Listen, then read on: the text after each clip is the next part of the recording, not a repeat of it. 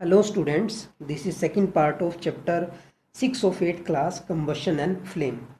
तो previous video में हमने कंबशन के बारे में स्टडी किया, कौन सी कंडीशंस होती हैं जो कंबशन को सपोर्ट करती हैं, combustible and non combustible substances के एग्जांपल्स हमने देखे, इग्निशन टेम्परेचर क्या होता है, इनफ्लैमेबल सब्सटेंसेस क्या होते हैं वो हमने स्टडी किए थे। अब हम आगे चैप्टर को कंटिन्यू करते हैं। तो आपने देखा होगा, रियल लाइफ में ना देखा हो, टीवी पे ज़रूर देखा होगा कि ऐसे आग लग जाती है, बहुत ज़्यादा नुकसान हो जाता है इससे। तो जब ऐसे आग लग जाती है तो सबसे पहले हम क्या करते हैं, फायर ब्रिगेड को, फायर सर्विस को कॉल करते हैं। फिर वो फायर ब्रिगेड वाले जो फायरमैन होते हैं वो आते हैं और फायर को कंट्रोल करते हैं, आग को बुझाते हैं। तो इस वीडियो में हम यही स्टडी करेंगे कि कैसे हम फायर पे कंट्रोल कर सकते हैं, फायर को रोका जा सकता है, कैसे फायर को एक्सटिंग्विश किया जाता है। So let's start, how do we control fire. तो फायर को कंट्रोल करने के लिए कुछ कंडीशंस हैं। तो फर्स्ट कंडीशन है by removing the combustible substance या फ्यूल। अगर आप फ्यूल को ही रिमूव कर दो तो फायर को कंट्रोल किया जा सकता है, क्योंकि फ्यूल नहीं होगा तो क्या जलेगा, फायर नहीं होगी फिर। Second is by cutting of the supply of oxygen या एयर। अगर आप एयर की सप्लाई को कट कर दो, क्योंकि एयर कंबशन को सपोर्ट करती है, तो आपने वो सप्लाई कट कर दी तो भी आप फायर को कंट्रोल कर सकते हो। थर्ड है by reducing the temperature of fuel below it's ignition temperature. अगर आप फ्यूल के टेम्परेचर को इग्निशन टेम्परेचर से कम कर दो तो भी फायर को कंट्रोल किया जा सकता है। तो आपने देखा होगा जब वो फायर ब्रिगेड वाले आते हैं तो वो हाई प्रेशर पे वाटर थ्रो करते हैं आग बुझाने के लिए। तो हम पहले water as fire extinguisher study करेंगे। तो जो वाटर होता है वो कॉमनली यूज्ड फायर एक्सटिंग्विशर है। जो वुड और पेपर से बनी चीज़ें हैं, अगर उनमें फायर लग जाती है, आग लग जाती है, तो उनको बुझाने के लिए पानी का यूज़ किया जाता है। तो ये क्या करता है, कंबस्टिबल मटेरियल के टेम्परेचर को डाउन कर देता है, कूल करेगा ये, ताकि इग्निशन टेम्परेचर अटेन ना हो और फायर ना लगे। और ये फायर को फैलने से भी रोकता है, क्योंकि जो वाटर वेपर्स होते हैं वो कंबस्टिबल मटेरियल को सराउंड कर लेते हैं, जिससे एयर की सप्लाई कट हो जाती है और फायर को कंट्रोल करना इजी हो जाता है।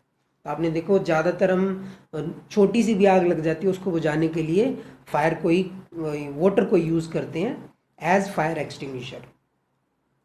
बट आप वाटर को हर तरह की फायर बुझाने के लिए यूज़ नहीं कर सकते हैं। जैसे अगर इलेक्ट्रिक अप्लाइंसेस में आग लग जाती है, वहाँ पे आप वाटर यूज़ नहीं कर पाओगे, या ऑयल या पेट्रोल की वजह से आग लगी हो वहाँ पे भी यूज़ नहीं कर पाओगे। क्योंकि देखो, अगर ऑयल की वजह से आग लगी है तो आपको पता है जो वाटर होता है, water is heavier than oil, तो वो क्या होगा, बिलो ऑयल सिंक कर जाएगा। ऑयल ऊपर रहेगा, ऑयल अपनी अलग से लेयर बना लेगा, जिसकी वजह से आग और फैलेगी, ऑयल ऊपर जलते रहेगी, मतलब फायर पानी के ऊपर से। दूसरा, इलेक्ट्रिक अप्लायंस पे आप तभी यूज़ कर सकते हैं क्योंकि जो पर्सन यूज़ कर रहा हो वो शॉक लग सकता है उसको। अब जहाँ पे वाटर काम नहीं कर सकता, आपने इस तरह के रेड कलर के सिलेंडर देखे होंगे, इनको फायर एक्सटिंग्विशर बोला जाता है। ये ऑफिस में, स्कूल में या हॉस्पिटल्स में आपने ज़रूर देखे होंगे। ये वाटर से ज़्यादा बेटर एक्सटिंग्विशर है।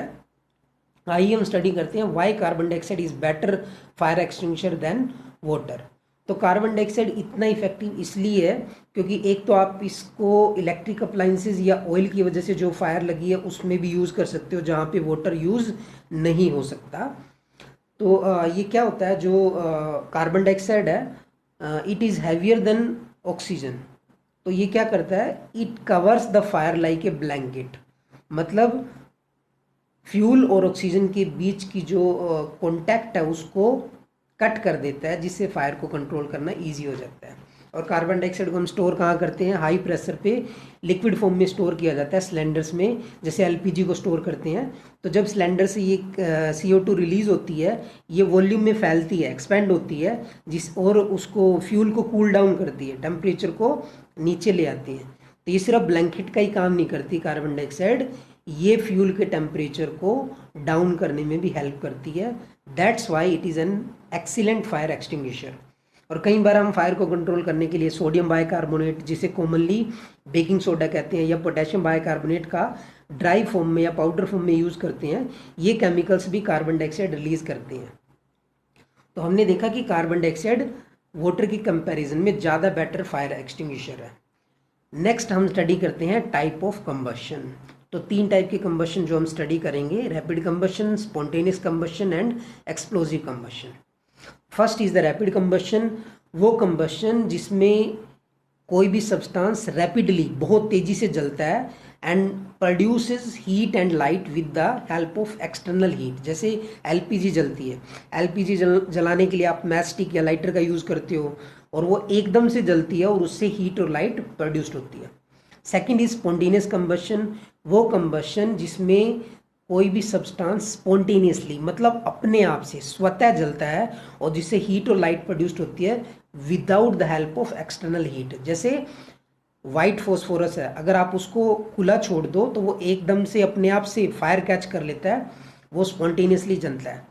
ये कुछ और एग्जांपल्स हैं स्पॉन्टेनियस कंबशन के, जैसे फॉरेस्ट फायर है। कई बार क्या होता है, सन की हीट की वजह से या बिजली कड़कने की वजह से जंगलों में आग लग जाती है, बट मोस्टली जो फॉरेस्ट फायर्स होती है वो हम ह्यूमन बींग्स की लापरवाही की वजह से लगती है। और कोल डस्ट की स्पॉन्टेनियस कंबशन है, उसकी वजह से जो कोयले की खानें होती हैं उनमें बहुत भयंकर आग लग जाती है। तो ये कुछ स्पॉन्टेनियस कंबशन के और एग्जांपल्स थे। Third is the explosive combustion.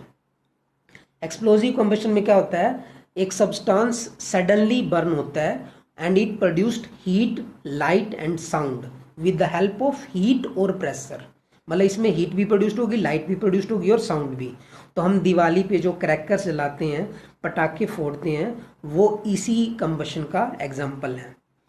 तो आई होप आपको ये तीनों टाइप्स ऑफ कंबशन समझ में आए। तो आपके लिए क्वेश्चन है कि what is the telephone number of fire service in your area.